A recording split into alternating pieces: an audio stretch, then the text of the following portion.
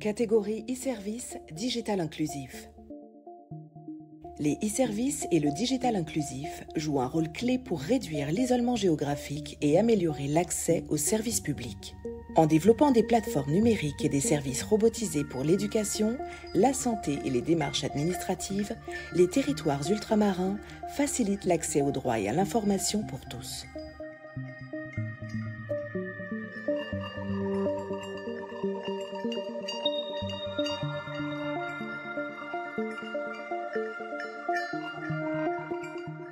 J'ai une fierté particulière avec ce logiciel parce qu'il a été créé grâce à l'île d'Ovea, la commune d'Ovea.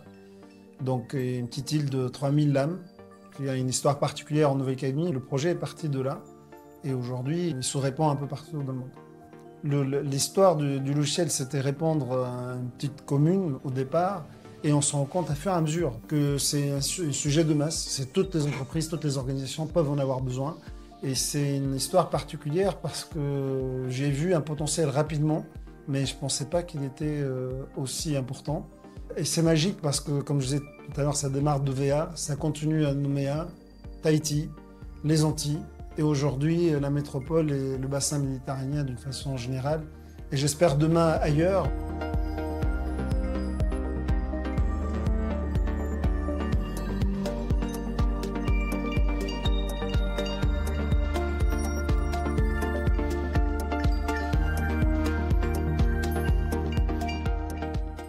L'idée m'est venue pas à La Réunion mais au Japon.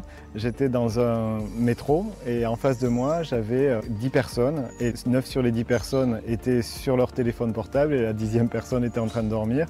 Et je me suis dit finalement si on veut bien comprendre les flux de déplacement dans les transports en commun, il faut pouvoir suivre les téléphones portables qui vont pouvoir rendre compte de ce besoin-là. Le sujet c'est finalement de se dire on a une idée en étant à La Réunion et comment on va pouvoir faire pour développer cette activité-là en dehors de La Réunion. Et pour nous finalement on a dû prendre en compte dès la conception la possibilité de faire un produit qui puisse se vendre à La Réunion comme ailleurs. Notre secteur d'activité chez Floli, c'est la fourniture de logiciels et de matériel embarqué dédié à l'analyse des réseaux de transport en commun. Nous, notre objectif, c'est d'accompagner les collectivités et les opérateurs de réseaux de transport à mieux comprendre la fréquentation de leur réseau et analyser aussi les performances des réseaux de transport.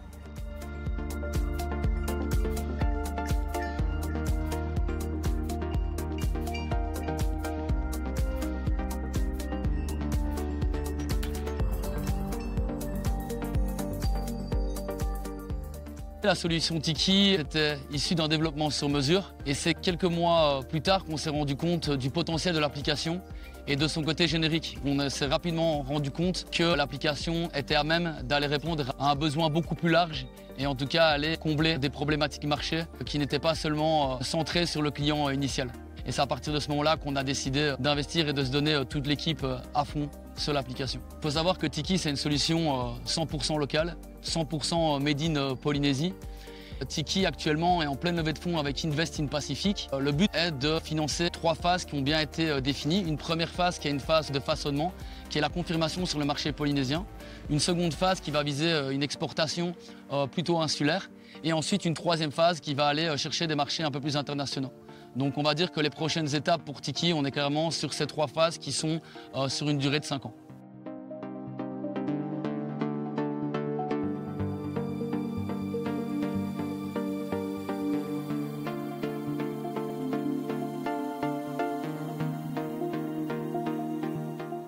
On travaille sur 5 piliers. Donc le premier, on va demander aux commerçants de nous donner toutes ces informations qu'on va diffuser le maximum sur Internet, donc pour que le commerçant soit trouvé.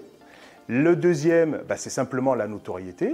On va aider le commerçant à améliorer sa notoriété via des avis positifs, que ce soit sur Google, TripAdvisor, Facebook. Le troisième point, ça va être la partie messagerie, WhatsApp, LinkedIn, Instagram. Toutes ces messageries, on va les réunir au sein d'une unique application. Le quatrième pilier, c'est la partie communication. Il va pouvoir faire des campagnes SMS, des campagnes emailing, parce qu'il aura collecté des données importantes sur ses clients. Et le dernier point, en fait, il va pouvoir créer une mini-boutique.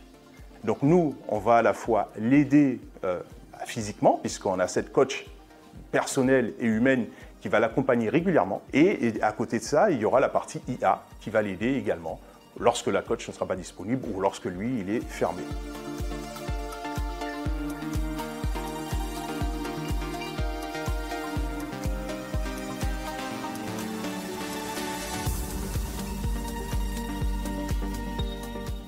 Ce sont des drones qui font, pour certains, 3 mètres d'envergure. Les drones que nous avons choisis sont des appareils qui peuvent transporter jusqu'à 350 éprouvettes.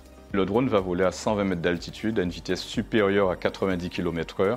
Le but, c'est de gagner du temps pour la patientèle, mais aussi lors des prélèvements. Il y a bien sûr un traçage qui sera fait exactement comme pour les avions, avec un suivi, aussi le respect de la température. Aujourd'hui, en termes d'insularité, on l'a vu, lors du Covid, tout était bloqué. En l'occurrence, si on arrive justement à maintenir ce transport pour sauver des vies, parce que derrière le transport de produits pharmaceutiques et sanguins, nous allons développer le transport d'organes.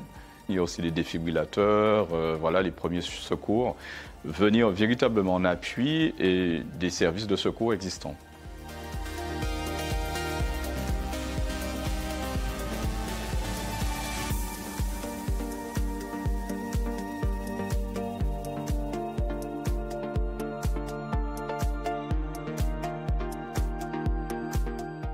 FFN a débuté avec l'engouement effectivement de l'intelligence artificielle. On s'est dit mais il faudrait en fait pouvoir mettre cette intelligence artificielle au cœur des systèmes d'information de n'importe quelle entreprise. Et comment est-ce qu'on peut faire ça? Simplement, c'est avec un chatbot. C'est comme si vous avez votre propre chat GPT en interne sur vos propres jeux de données et qui permet de répondre à n'importe quelle question. Si on ramène en fait l'intelligence artificielle au cœur d'une entreprise, notre valeur ajoutée est de pouvoir rendre ce modèle de langage sur les langues régionales, sur le créole. En soi, personne ne s'occupe vraiment de nous, donc en fait c'est à nous d'ajouter notre pierre à l'édifice en disant ok, on se base sur les intelligences artificielles génératives existantes et on ajoute une couche supplémentaire pour permettre à FFN de parler créole. J'aime bien dire ça qu'on ne travaille jamais pour rien. Aujourd'hui, FFN c'est un petit personnage que j'ai retrouvé en fait dans un projet qu'on avait fait en 2005 qui s'appelle les Win Martinique. Au final, on arrive en fait à réutiliser des projets qui sont retombés dans les cartons parce qu'ils n'étaient pas en fait time to market et c'est plutôt marquant et on est plutôt content par rapport à ça.